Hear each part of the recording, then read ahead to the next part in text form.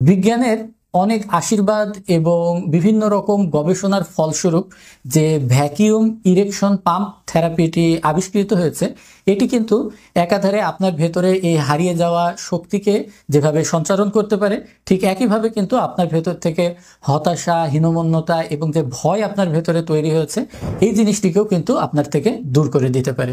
কারণ যৌন অক্ষমতা বা পুরুষত্বহীনতা, যেটাকে আমরা অনেক সময় লিঙ্গের শিথিলতা বা ইরেকটাইল ডিসফাংশন, সংক্ষেপে ইডি বলে থাকি, এই জিনিসটি কিন্তু আপনাকে একটা কালো থাবার মতো গ্রাস করে নিতে পারে।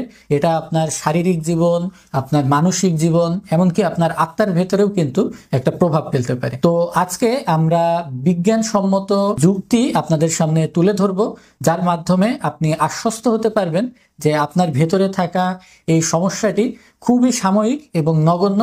এটাকে আপনি চাইলেই ওভারকাম করে ফেলতে পারেন। এই ডিভাইসটি আপনার গোপনাঙ্গের ভেতরে রক্ত সঞ্চালনটা বৃদ্ধি করবে।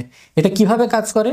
যখন এই ভ্যাকিউম পাম্পটি আপনার ডিভাইসের মাধ্যমে এর ভেতর থেকে বাতাসগুলোকে বের করে নেয়, তখন একটা নেতিবাচক বা নেগেটিভ প্রেসারের তৈরি হয়, যার ফলে আপনার লিঙ্গে স্বাভাবিকের থেকে বেশি রক্ত চলাচল হয় এবং এখানে কিন্তু আপনার একটা শক্ত এবং